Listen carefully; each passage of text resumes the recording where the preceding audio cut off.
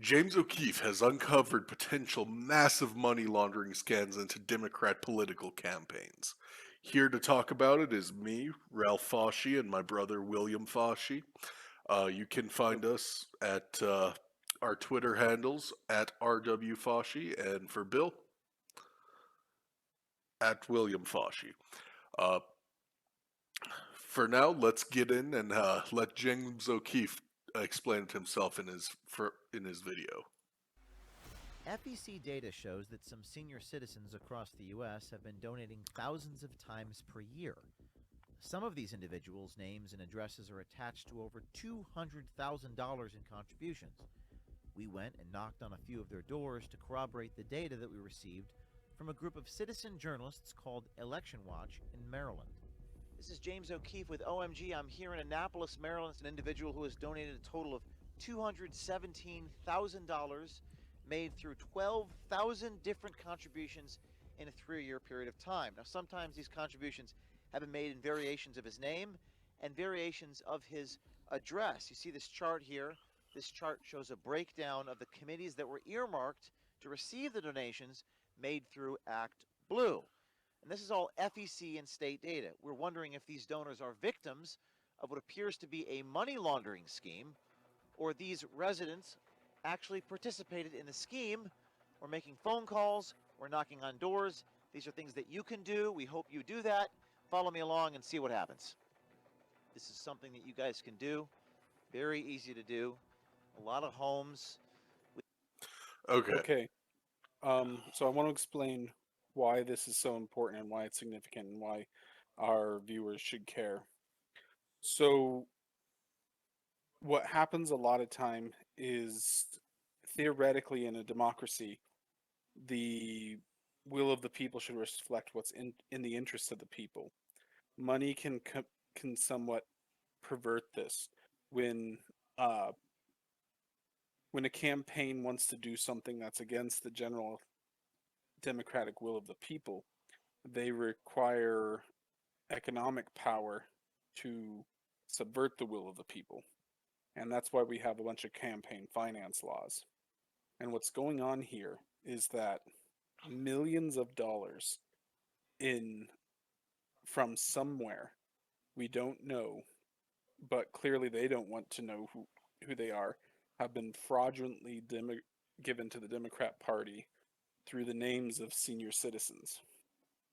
Just hundreds of thousands of dollars donated every day through smaller donations from who knows, George Soros, the CCP, all perverting our democratic system. Yeah, it's definitely something to be concerned about, and the fact that it's not being talked about more prevalently is something of major concern that I see.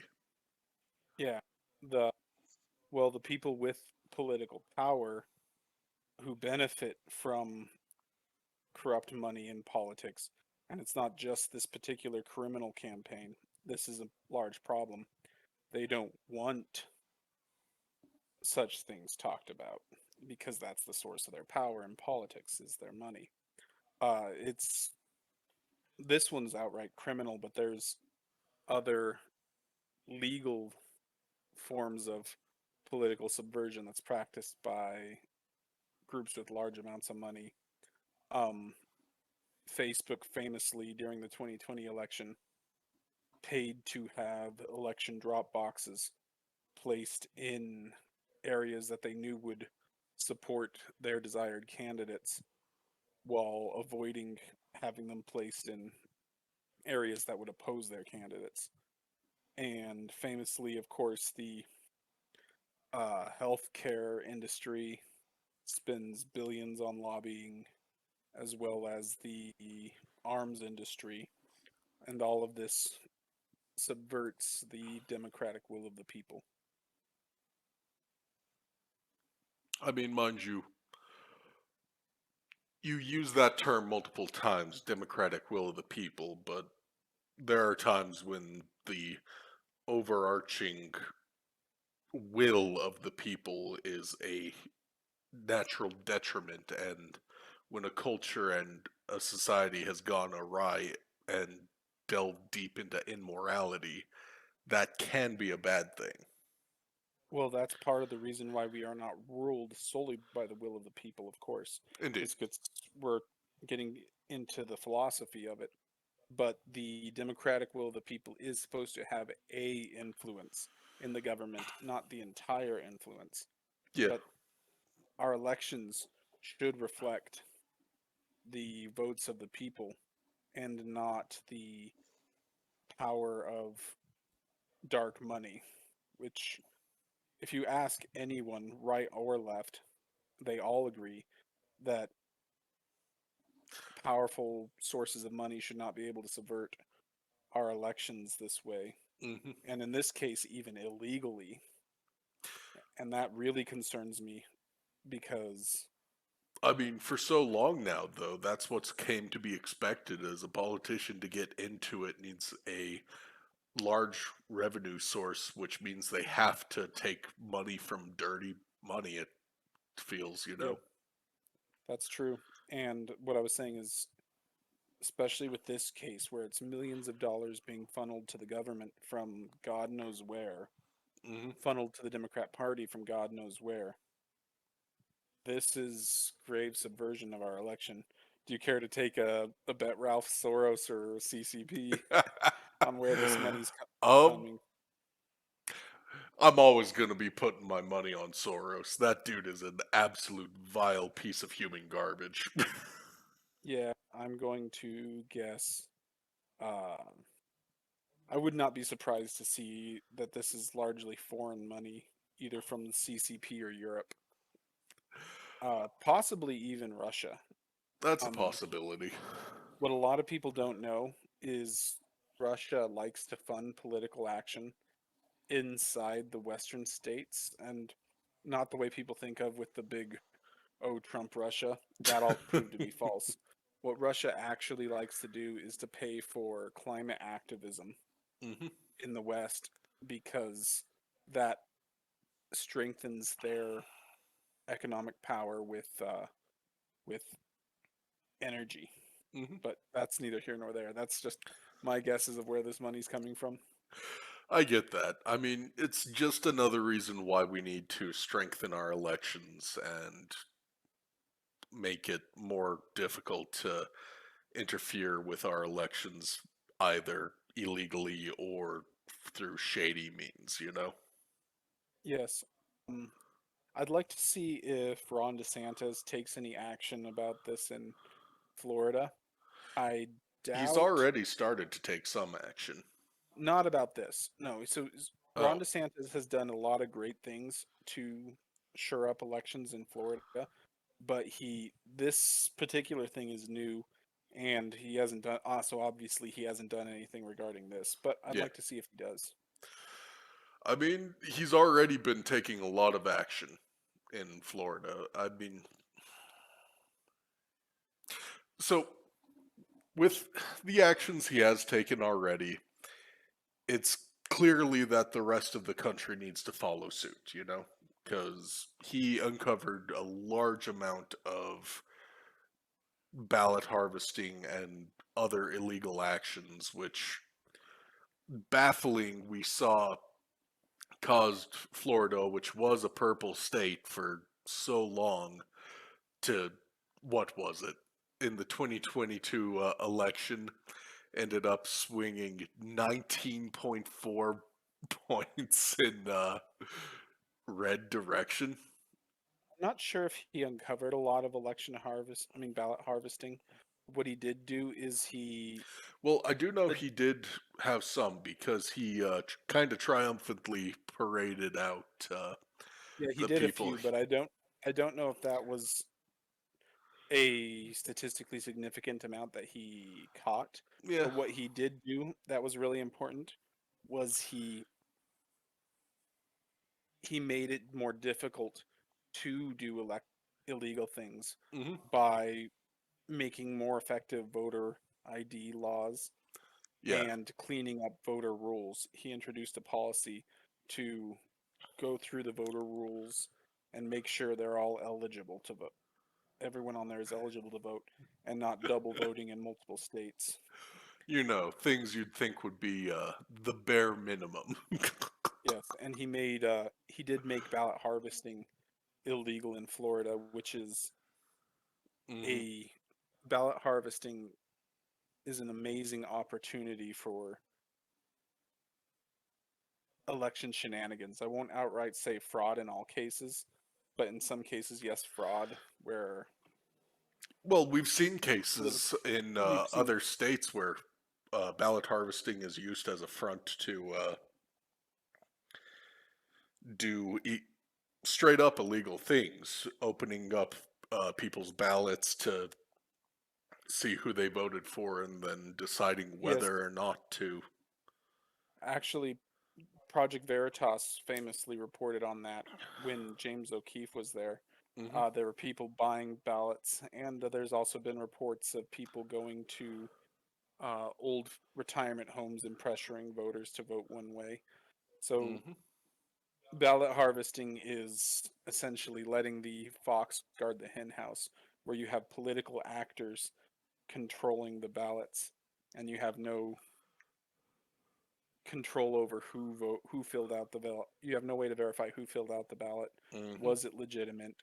What was the chain of custody? So it, any election that involves ballot harvesting becomes inherently untrustworthy. Indeed. That said, in states in like California, where ballot harvesting is ubiquitous, the Republican Party has been had some success in collecting ballots and counteracting some of the abuses of the Democrat Party by collecting ballots themselves, but that is far from ideal. What we need is a secure election system where people actually show their ID, show up to vote, and prove who they are and prove they have the right to vote. I mean, we don't want a system where it's who can be out shady the other party, you know? We want actual fair, free, and open elections, you know? It's also why it's such a huge issue with social media sites censoring and actively keeping out information away from the general populace that it's you're not getting fair elections, you know? Because if I agree people with that. can't I if agree with that. yeah. The idea of democracy is dependent on people having the opportunity to share information, share their thoughts, and speak freely. And I wouldn't say that it's a question of being out shady, like you said, but instead of it, if you have mass ballot harvesting, then the election is determined by activist involvement and going out and finding the Hmm. ballots and making sure they get filled out, Yeah. rather than in the will of the people to go actually go make their voice heard. So it shifts the impetus of who determines the determines the elections. It's a way of trying to statistically skew things away from I'm going to go to the ballot box and make my voice heard to let's get a few highly motivated political actors out there to go hopefully legally collect ballots, but in many cases Hmm. illegally encourage people to vote one way or the other. Yeah. I mean, we are also seeing in Carrie Lake's uh, lawsuits here recently how they didn't even have proper signature verification, you know? That is true. I think we can agree that there are a lot of problems in our election system, which has led to little trust overall Hmm. in US elections. And that is a grave concern of mine. And I really think we need to follow Florida's example and shore up the system so that people can trust it again. Yeah. I mean, I know at least for like Congress and media, trust in the national institutions of this country is just at an absolute all time low, you know? across the board, yes, all the media, all the institutions of this nation are have a crisis of trust, and to me, elections are one of the most important institutions that we need to make sure are secure and people can trust, Of and course.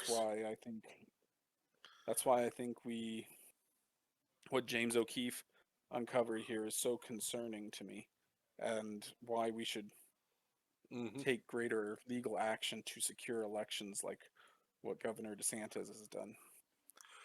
I mean, something as apparent as the dark money laundering that we're seeing happening with James O'Keefe's reporting.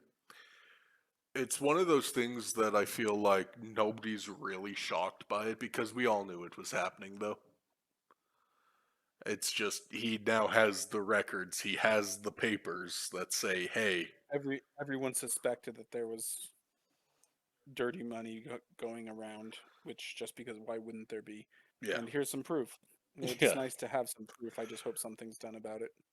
And once again, James O'Keefe busts open a story of epic proportions that should be the biggest story around, and no one really talks about it in the Yeah, mainstream media. James O'Keefe is, in my humble opinion, the closest thing in the real world to Batman. James O. Batman. We should Somebody should tell him that. Definitely. But hey, thank you for watching, guys. Don't forget to like, comment, subscribe, ring that notification bell, and go ahead and make your way over to the O'Keefe Media Group, their website, and their YouTube channel, and give them a subscribe and ring their notification bell.